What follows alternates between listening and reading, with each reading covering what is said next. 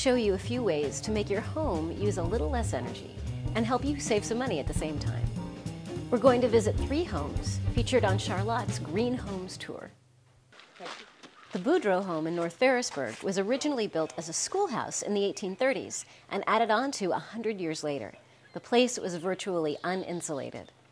It was horrendous. The house was uninsulated, and it had gaping holes in it. I think the most important thing we did was we air sealed the house and we insulated the house. We sealed up a lot of the holes that we could get access to, so that's the air sealing piece.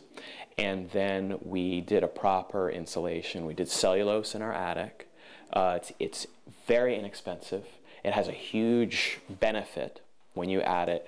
It's a green product. It's basically newspaper that's shredded up to almost a fluff.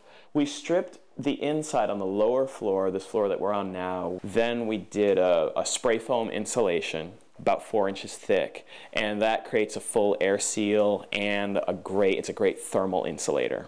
The first year, the Boudreaux saved 620 gallons of fuel oil. Their initial investment was $4,000 for the insulation and labor to install it. That's not taking all the skins of the wall off and trims and all that. It's just that piece of it. And that paid for itself in 4 years, easily. We typically see a payback of that initial investment. Often it's 4 to 6 years. So that's a really good value if you think about it, but it doesn't end there. It doesn't end with the payback. And you even realize a bigger savings when oil prices go up. We're headed down that road. Mark is a green builder who often works with clients who have similar goals, saving money with limited resources while lowering their carbon footprint using sustainable materials. One of the core pieces is really working with a partner who understands how buildings work and coming up with a comprehensive plan.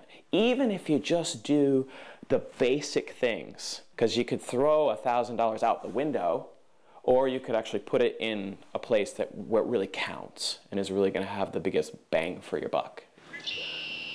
Our next stop is Sue Smith's home in Charlotte. Sue is a big fan of solar power. She now has 2 systems. These panels, installed in 2011, power the house. The others heat her water. So the solar hot water is a simpler system, cheaper system, and my husband installed that in 1978 when we had our first energy crisis. So I have 2. So one heats hot water, one makes electricity. Basically, when the arrow is pointing this way, I am making more electricity than I'm using, and it's going into the power lines, into the grids, and I get credit for that. So they've paid for themselves over and over again. So a money saver, solar hot water. The Lasik home in Charlotte's Common Way community is the newest home on our brief tour. It was built to take advantage of the sun. The main axis of our house is east-west, so that allows us to get some passive solar heat as well. And you can tell on the sunny days it really does heat up the house in the winter. Additional heat, when needed, comes from the ground. So we heat the house with geothermal heat. We utilize well water as our heating fluid, so to speak. It absorbs heat from the ground into the water, and then we bring the water into the house using a heat pump. We heat our house with that. The house is framed with insulated panels.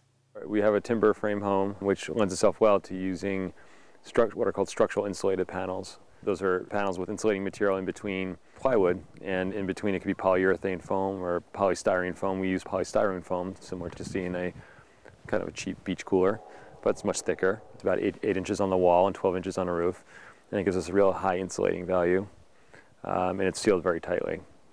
Solar panels on the roof make electricity and hot water. If you're already in a home and you want to retrofit, you can do almost everything I've done with your contractor. That may be a little bit more involved, but you can do it. None of these systems do you have to do from the ground up. There's something for every price point, whether it's changing all your light bulbs, getting a new energy efficient door, up to a more moderately priced upgrade like solar hot water, which pays back within 5 years on average, up to a full solar PV system. And there was a lot that you can do in any house if you have motivation. You can take the back of your hand and you can go around and you can actually feel where those drafts are. If it's in a door, you can gasket that door. That's air leakage. That's the windbreaker part. And that, by air sealing, just, spending $6 on a nice gasket and putting a gasket in there, you've improved.